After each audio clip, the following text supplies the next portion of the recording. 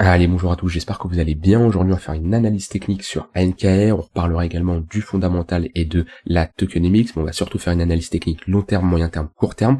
Et je vous expliquerai aussi pourquoi j'estime que c'est un projet qui est sous-évalué pour le moment et qui reste sous-évalué et qui a un potentiel assez important dans les prochains mois, prochaines semaines. Avant de commencer l'analyse, je tiens à vous rappeler, il vous reste 5 jours pour profiter de l'offre en cours sur le programme Devenir Trader, le guide complet pour devenir un trader rentable sur les marchés. C'est un programme très complet qui te permettra d'être 100% autonome sur les marchés, un programme également pour que tu puisses développer ta propre stratégie et que tu vois aussi les stratégies que j'utilise sur les marchés.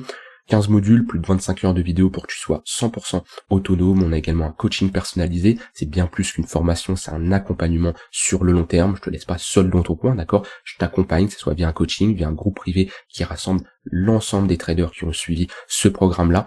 Bref, plus de 25 heures de vidéo pour que tu puisses être 100% autonome et avoir une stratégie de trading rentable. Et surtout, je continue à mettre à jour des cours. Tu as jusqu'à dimanche soir pour profiter de l'offre. Ensuite, le prix doublera et la fin de l'offre en cours s'achèvera tout simplement. Le lien est en description et si tu as des questions, n'hésite pas à venir me les poser. Alors sur ANKR, d'un point de vue fondat, on va rappeler ce que c'est ANKR. C'est tout simplement un réseau de nœuds décentralisé qui va fournir différents services. Ça prend en charge plus de 45 blockchains. Et pourquoi je dis que c'est un projet qui est sous-évalué? Parce que au vu du fondat comparé au market cap actuel d'ANKR, on est hors du top 100. On est 175, on a une capitalisation boursière de 280 millions et surtout tous les tokens sont en circulation. C'est pas comme si qu'on avait actuellement une market cap de 280 millions, tous les tokens n'étaient pas en circulation et ce que ça nous donnerait une FDV par exemple de 2-3 milliards. Là je vous dirais ok, il y a beaucoup de jetons à débloquer. Je prends par exemple le cas de ZK Sync. Voilà, ici on voit que on a 6 millions en capitalisation boursière, mais en FDV, c'est-à-dire que si tous les tokens sont en circulation demain, quelle est la market cap? Eh ben, on a une market cap de 3,4 milliards. Ici, on voit qu'il y a une différence. Actuellement, sur ANKR, tous les tokens sont en circulation. Et on n'a qu'un market cap de 280 millions, ce qui est pour moi un market cap faible. En tout cas, si on compare le projet ANKR avec tous les projets qui sont autour de lui dans le top market cap, on voit qu'il est clairement au-dessus de tout ça et il a sa place pour moi d'aller au moins dans le top 100, voire même le top 50. Donc, comme j'ai dit, c'est un réseau de nœuds décentralisé qui va fournir différents services, plus de 45 blockchains, c'est une infrastructure également qui est dans le staking et dans le liquid staking. Il y a beaucoup de collaborations, surtout avec des layers 2, notamment Arbitrum Optimism, ZK Sync aussi, et d'autres projets comme NIR, comme Eigenlayer. Et surtout, c'est un projet qui joue deux narratifs. Il joue le narratif d'épine et le narratif intelligence artificielle. Donc c'est là que ça prouve que il est bien positionné selon moi pour si on a une altcoin season, un cycle aussi et une adoption de l'écosystème crypto dans les prochaines années pour être quand même un projet qui est au cœur de l'avancée de l'écosystème crypto. Donc c'est pour ça qu'à l'heure actuelle, au vu du market cap, c'est un projet qui a le potentiel de rentrer au moins dans le top 100. Si on prend des projets dans le top 100, pour moi ANKR est largement devant pas mal de projets qui sont ici. Voilà. Alors je le verrai pas spécialement dans le top 10, hein. Faut être réaliste et faut pas se mentir à soi-même, mais au moins le top 50, il a clairement un potentiel.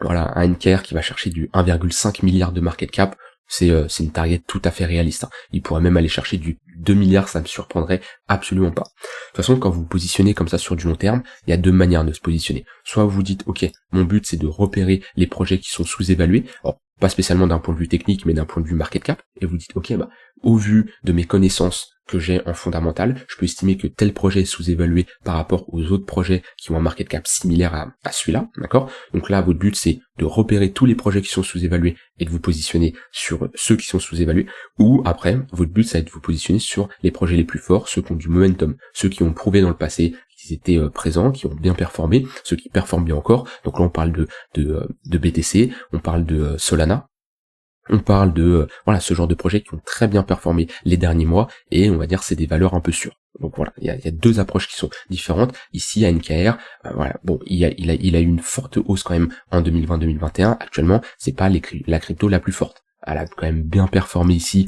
en passant en faisant un x3, x4, ok, mais c'est pas la crypto la plus forte. Par contre, selon moi, ici si je me mets en trimestriel, avec ce que j'ai sous les yeux, on a validé un bottom de marché.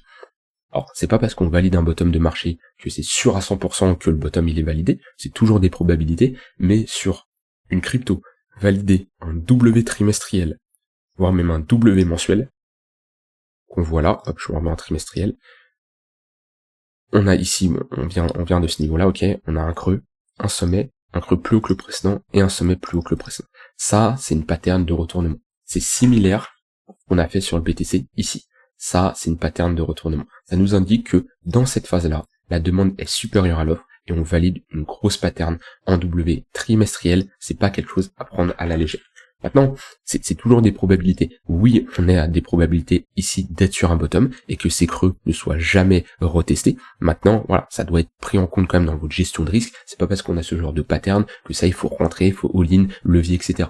Absolument pas. Par contre, oui, en weekly monthly, pour moi, on a validé, enfin trimestriel, mensuel, on a validé une pattern de retournement. Maintenant, ce que j'aime pas sur NKR, c'est on a réintégré ce niveau-là. Hop. On était sur un niveau assez important, et le fait de l'avoir réintégré, on peut prendre ici un volume profile. Voilà, c'était globalement notre value area low, on l'a réintégré. En général, quand on réintègre comme ça un range, on peut voir ça comme un range, avec ici notre borne basse. Le fait de réintégrer, ça nous indique très souvent qu'on retourne chercher le milieu de range poke, hein, donc ici on peut dire qu'on a été retourné chercher ce niveau-là, et si on pose pas un bottom là-dessus, la prochaine zone, c'est l'extrémité opposée, c'est le bad range, classique. Hein. Quand vous avez un range comme ça, hop, évolution du prix, très souvent vous avez un volume profile qui fait ça, hop ça, tac. Là vous avez votre value area high, votre value area low, ici, et là vous avez votre poke, qui est le milieu de range. Logiquement quand on break, ça c'est un niveau qui doit faire office de support. Si on le réintègre, c'est pour aller chercher le milieu de range, voire le bad range. Donc là, c'est vrai que sur NKR, on a changé un peu de dynamique en weekly. On voit qu'on était dans une dynamique qui était haussière ici, avec des creux des sommets de plus en plus haut. Tac, on voit bien notre bonne dynamique qui est haussière. Si je mets des moyennes mobiles, les moyennes mobiles étaient orientées à la hausse à ce moment-là, hein, le 4 heures au-dessus du daily, le daily qui faisait office de support, et là, on a perdu le tunnel daily, et on a fait surtout une épaule, tête-épaule, inversée. Donc c'est pas ce qu'on veut voir. Alors ceux qui sont rentrés là sur les 4 centimes de dollars, parce que on était sur un niveau de support, parce qu'on était sur notre moyenne mobile de 200 périodes, notre tunnel daily, c'est pas pour ça que vous avez eu tort. C'est pas parce que le prix a pris moins 30% que c'était une mauvaise décision et que vous êtes mauvais. Non, absolument pas, faut pas voir ça comme ça. Et surtout, le résultat, que ça soit d'un investissement ou d'un trade, c'est pas pour ça que votre décision était bonne ou mauvaise. Vous pouvez avoir un trade qui est perdant et au final que votre décision était bonne. Dites-vous que vous aurez jamais 100% de réussite et parmi vos trades, il y en a où votre décision est bonne mais votre trade est perdant. C'est comme ça, c'est le marché a toujours raison, d'accord? Mais faut pas assimiler le résultat d'un trade avec est-ce que la décision était bonne. Ce qu'il faut regarder, c'est sur un grand nombre d'échantillons, un grand nombre de positions. Là, c'est là où vous pouvez voir si globalement l'ensemble de vos décisions sont bonnes. Parce que si après 200, 300, 400 trades, vous êtes en négatif, là c'est qu'il y a un petit problème. Par contre, un ou deux résultats ne veulent absolument rien dire. C'est important de le comprendre. Il y en a beaucoup qui, après 1-2 trades perdants, qui se disent ah non ça y est je passe à autre chose, c'est pas le bon setup. Non, ça veut rien dire, faut le tester sur un plus grand nombre d'échantillons. Donc maintenant, voilà, sur NKR, on est revenu quand même chercher, alors on a un niveau de support intermédiaire, hein, c'est là où on s'est arrêté. Globalement, c'est notre milieu de range, notre équilibrium, et on est revenu chercher ce niveau-là, des 3 centimes de dollars. Pour le moment, on a toujours des moyennes mobiles qui sont orientées à la baisse. On voit que le tunnel 1 heure fait toujours office de résistance. Ça serait bien de repasser au-dessus de ce niveau-là pour au moins sur du court terme regagner un peu de momentum et aller chercher le tunnel 4 heures. Mais là, la meilleure chose, ceux qui attendent une opportunité en daily, là, c'est de patienter. C'est un peu la chart qui est similaire au BTC. Si on a toujours des moyennes mobiles qui sont orientées à la baisse, on n'a pas spécialement une reprise acheteuse. On est dans une phase de consolidation. On voit qu'on est dans une phase de compression. Le mieux, c'est d'attendre un break, que ça soit à la hausse ou à la baisse. Mais avant de se positionner, moi personnellement, j'attendrai un retour au niveau des acheteurs. Par contre, si on break ce tunnel 1 heure, on passe au-dessus du tunnel 4 heures, on peut mettre un Fibo ici et viser au moins les 0,382. 0,382 qui sont en confluence avec cette zone de résistance. Ça peut être une bonne zone ici pour prendre des profits. Donc du plus long terme, je trace un Fibo, voir ce qu'on a. On a les 0,382 qui sont quand même sur un niveau clé qu'il faudra surveiller lorsqu'on ira. Si on y va, on n'est jamais sûr, mais techniquement, qu'on a un rebond sur les altcoins, si on a une altcoin season, et ce qui nous manque, c'est cette baisse de la Bitcoin dominance là, qui qui commence à se faire doucement, on a un ralentissement, mais ça serait bien vraiment de casser cette tendance haussière qui est en place avec une bonne bougie rouge, on a quelque chose comme ça là, bam bam, ce qui nous montre qu'on a un retour du flux du flux baissier et qu'on a des altcoins qui en veulent, hein, une altcoin season tout simplement. Pour le moment c'est ce qui manque. Mais si on a ça, si on a un bull run, on peut s'attendre à beaucoup d'altcoins qui retracent au moins chercher leur 0,382. Je dis pas que toutes les altcoins vont faire un nouvel ATH, mais pour moi, prenez les plus fortes ou prenez ceux qui sont sous-évalués et ils auront le potentiel de faire un nouvel ATH. En tout cas, ANKR, selon moi, a le potentiel. Si on part du principe que ici, on est sur un market cap, j'ai dit, de 2 millions, on va dire qu'elle va chercher ses 2 milliards de market cap, donc elle fait un x10. À partir de là, ça nous emmène sur un $3. Une target tout à fait réaliste serait être sur un projet surévalué, qui dépasse tout le monde, qui fait du n'importe quoi. Si je compare à des projets dans le top market cap, voilà, on a des projets qui, je vais pas dire qui servent à rien, mais voilà, qu'on voit du PEP à 4 milliards. Après, voilà, c'est un meme coin, c'est la communauté qui pousse le projet. Mais on va dire des projets qui ont une infrastructure, voilà, comme du Cardano, comme du je peux prendre Cardano, je peux prendre du Shiba, ça c'est autre chose, du Bitcoin Cash qui a 7 milliards de market cap, du Litecoin à 5 milliards de market cap, du Ethereum classique, pareil, du Stellar, pareil, hein, ça c'est des projets, selon moi, qui n'ont pas spécialement leur place, qui sont un peu surévalués. Alors, un projet peut rester surévalué longtemps, hein, mais tout ça c'est des projets qui n'ont pas leur place ici, et d'autres projets ont beaucoup plus leur place que certains de ces projets-là. En tout cas, voilà, si on reprend NKR, qui va chercher du 2 milliards de market cap, qui est un market cap qui ne surprendrait absolument pas, on serait ici sur un x10. Maintenant, c'est pas quelque chose qu'on va faire comme ça, du jour au lendemain, qu'on va faire en 2-3 heures, absolument pas. Déjà, on voit que on essaye de sortir de ce range-là, de cette zone d'accumulation. On est ici dans une zone d'accumulation. On a eu une tentative de break ici.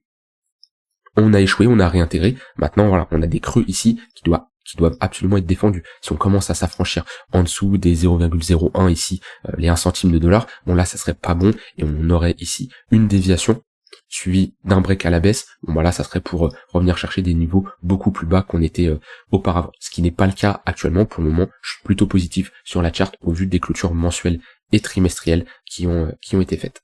Si je regarde sur du plus court terme, alors je vous ai dit, hop, en daily, on était globalement dans une dynamique qui est baissière, mais en 4 heures, ça va être globalement la même chose. On le voit bien ici.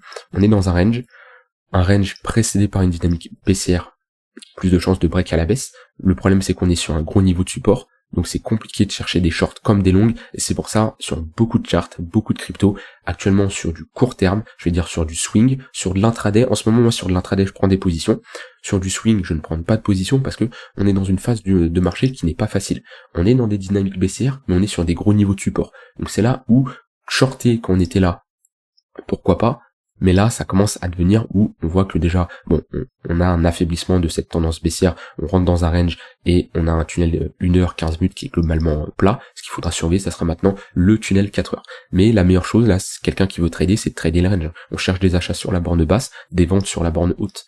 Si je mets un volume profile, ouais, voilà, ça c'est pareil, hein. C'est ce que je vous montrais tout à l'heure. Là, on a l'exemple parfait d'un range, notre value area low, notre value area high ici, hein. La value area du milieu qui représente 70% des volumes, c'est le pire endroit de se positionner, où le but c'est de positionner sur les extrémités et prendre des profits milieu de range ou extrémités opposées. Mais là, actuellement, on se trouve, il n'y a rien à faire, et au vu de l'essoufflement qu'on a de la tendance, on voit peut-être en 4 heures, on s'affaiblit, on s'affaiblit, on le voit pas spécialement, en daily, on le voit pas plus que ça.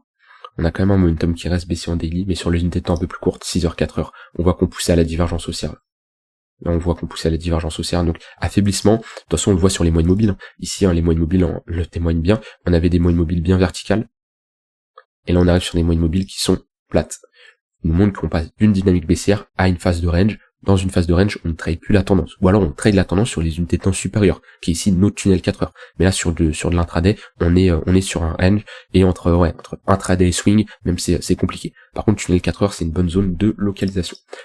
Donc voilà ce que j'en pense d'NKR. Sur du long terme, on est dans des bonnes zones de localisation. Il y a juste à tracer un Fibo et voir où on est. On est globalement proche des 0,886. Donc on est dans des bonnes phases d'accumulation sur du long terme.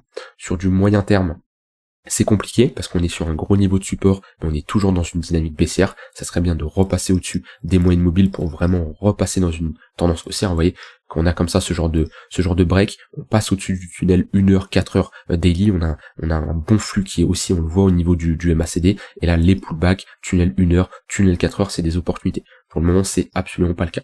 Et sur du plus court terme, on est dans un range, donc la meilleure chose à faire, c'est de trader les extrémités. J'ai envie de dire, soyez patient, le fondamental ne change pas, hein. C'est pas parce qu'on a un prix qui a pris un moins 50%, un moins 57%, que ça y est, c'est la fin, le fonda il est mauvais. Il y en a beaucoup qui raisonnent comme ça, qui traduisent le fondamental parce que fait le prix. Le prix et la valeur, c'est deux choses qui sont totalement différentes. En tout cas, moi, je suis positionné. Pour être transparent avec vous, je suis rentré ici, une fois, et la deuxième fois, je suis rentré par là. Voilà, donc actuellement je dois être à break-even ou légèrement en gain parce que mon poids ici, enfin j'étais rentré avec un plus gros montant ici que ici, donc je dois avoir un prix d'entrée moyen, alors je l'ai pas en tête là, mais il doit être par là. Donc voilà, pour moi on est toujours dans des phases d'accumulation. C'est pas une zone où je vais vendre mes Zenker, sachant qu'on est dans des zones de localisation pertinentes et dans des phases d'accumulation, mais par contre il faudra bien penser à prendre des profits sur la montée. Je vous souhaite une très bonne fin de journée. Je vous rappelle, vous avez le premier lien en description pour rejoindre le programme Devenir Trader. Je vous dis à demain pour une prochaine vidéo. Bye bye.